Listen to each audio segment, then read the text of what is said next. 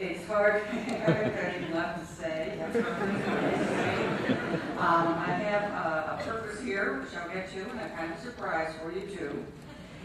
Until about a month ago, I think a lot of us on the American left spent all our time asking, what is the matter with America?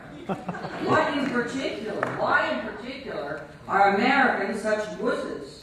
That's really what we've been hearing. When the Greeks were threatened with job loss and benefit cuts, and so on, they tied up traffic in Athens. But millions of Americans lost their 401k plans, their jobs, even their homes, and the last few years they pretty much rolled over.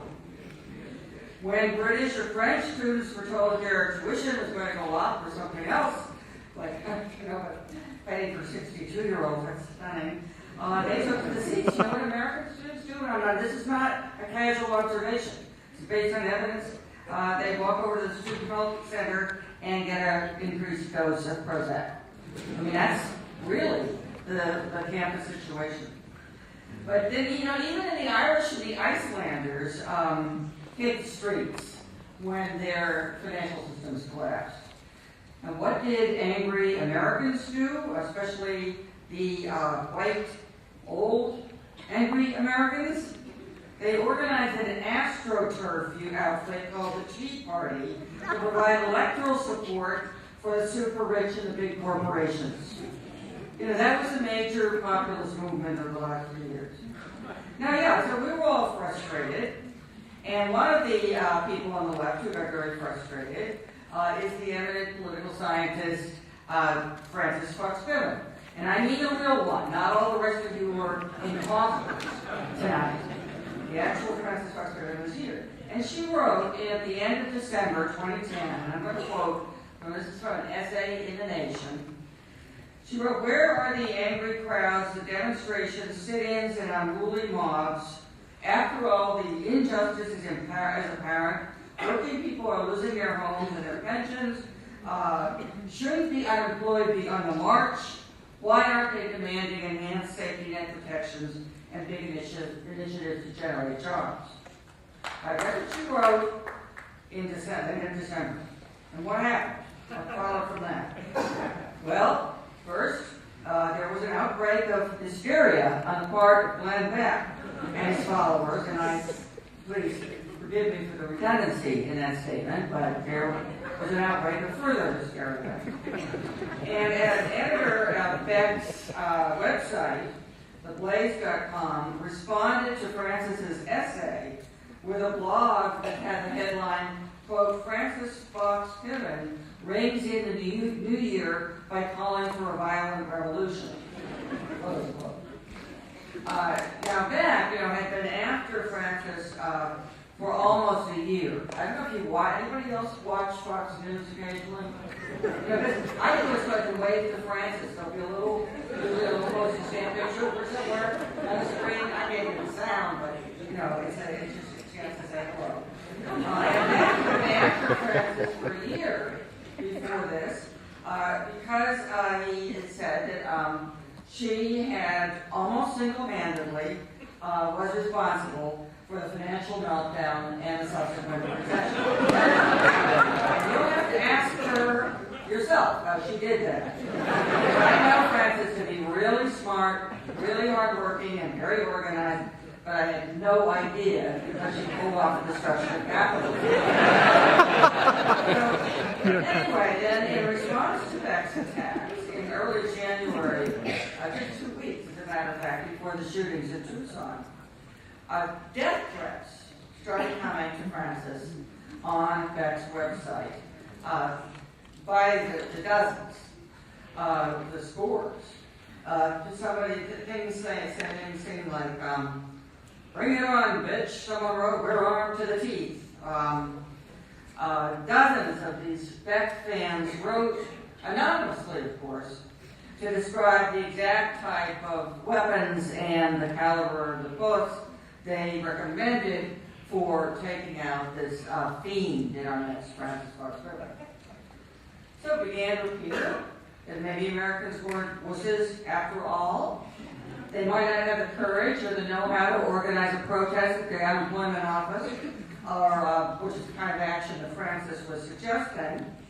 But they certainly stood ready to shoot the first 78-year-old social scientist who suggested that they protest anywhere.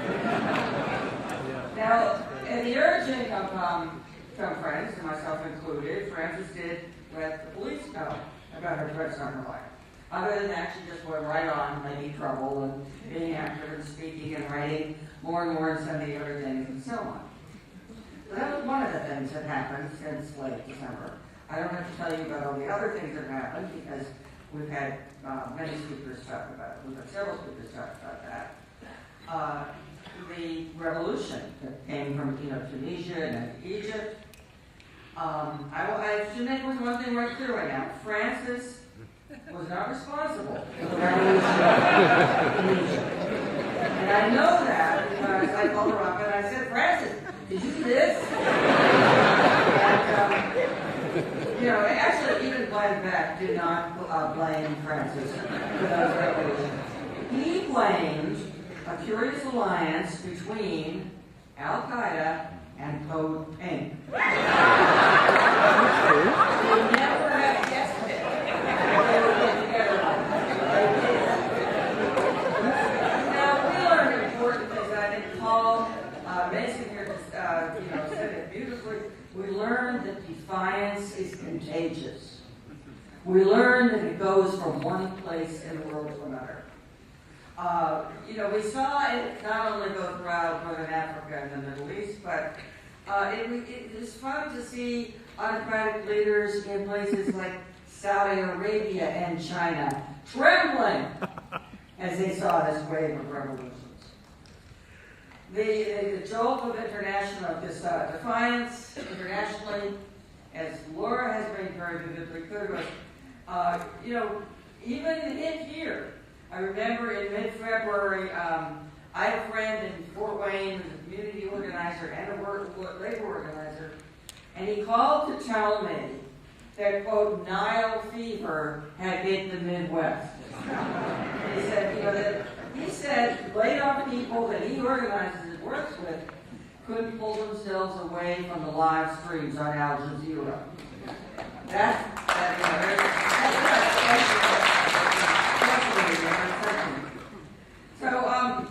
I think we've heard some wonderful descriptions of all that tonight. But another thing that has happened then in this country, and I don't know why exactly this happened, whether the mood has changed or he just personally lost it. But Glenn Beck has lost 30% of his audience.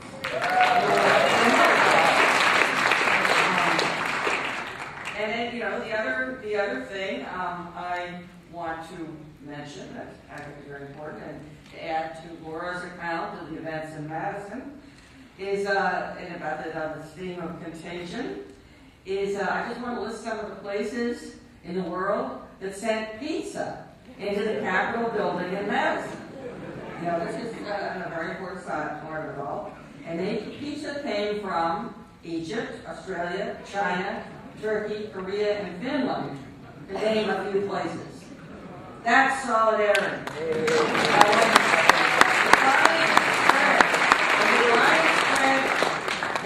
That's solidarity. And also something to eat. And that's what changes the world. So I think one thing we learned long ago is, and certainly have been reminded of recently, is that defiance can also start with individuals and very small groups of people. A fruit vendor in Tunisia, a handful of Democratic legislators in Wisconsin, well, looking back a little bit in time, a lady who refused to sit in the back of the bus in Montgomery. Now, in my lifetime, I've caught the spirit of defiance from many people, some of whom are in the front of the room here, but also family members and friends. And one of the people who I have consistently gotten that spirit from is here tonight. And I know you all want to hear a few words from her, if only as an excuse to give her a huge round of applause. For reasons of security, we thought it was unwise to actually put her name on the program for plenary tonight. Not that she would be afraid herself. So I want to invite Frances Fox Piven.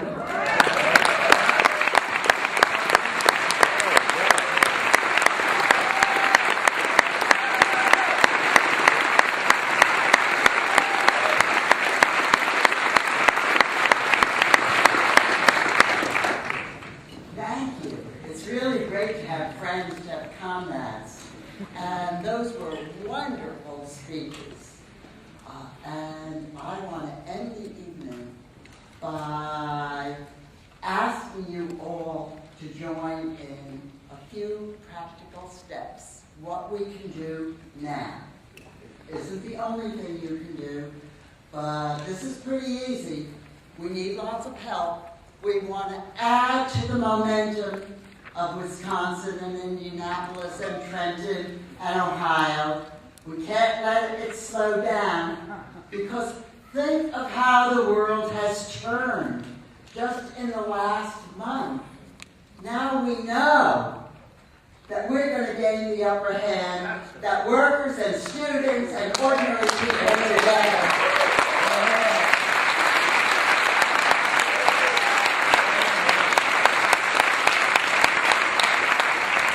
to push back the multi-pronged corporate campaign that has darkened the last 40 years and has scared the hell out of us. Well, here's a step. It's just one thing to do. Cornell and I are organizing a national teach-in on April 5th. It is already, it's spreading, it's gone viral. Lots of schools want to do it. I have been calling schools, calling people I know.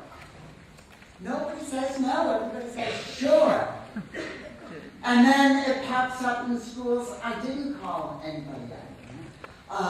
And it's a national teach-in in the sense that, literally, all of these schools are going to be beamed into a central teach-in in New York City at Judson Memorial Church, April 5th at 2 o'clock. We're going to have good speakers. I, myself, am going to have a Glenn Beck style chalkboard. Some of you may not know that Glenn Beck has a chart. It's called the Tree of Revolution.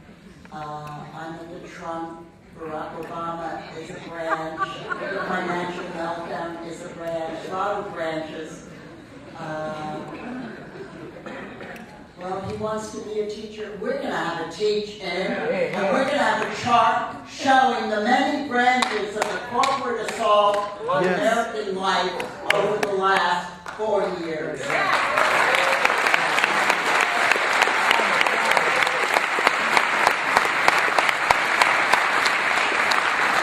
So we have a great lineup of speakers for the first hour and a half, when everybody will be, in a sense, at one teach-in. And then the teach-ins will unhook, and they'll talk with local activists about local actions which students in that locality can join in on. It'll be bank demonstrations or sit-ins. It'll be fights over the public sector. It'll be protests against foreclosures. They really are all part of a campaign against the corporate campaign to take down America.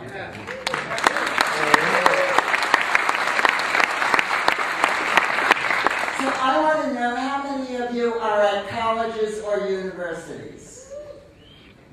You've got to organize a teach-in. You don't have much time. You've got a couple of weeks. Get a room. Find a tech person to connect with our tech people. Send out the word. Use all the email lists. Have posters on all the bulletin boards so that you have a good audience. Make sure that you have a good lineup of local activists who can come and tell people, what are we going to do this week, next week, the next week? Great. Now, in order to do this, we have a little to-do list. We have a call to explain why we really are, as even the AFL-CIO has started to say, we are one, solidarity. These issues they're emanating from the same corporate cabal, and they affect us all. Well, so do a teaching, go online. We have a website in the making. It's www.fightbackteaching.org. And register your teaching there as soon as you've got it organized. We should all do this. It's not the only thing we're going to do, but it's going to give a big spring beginning to a movement that we absolutely must have. Thank you.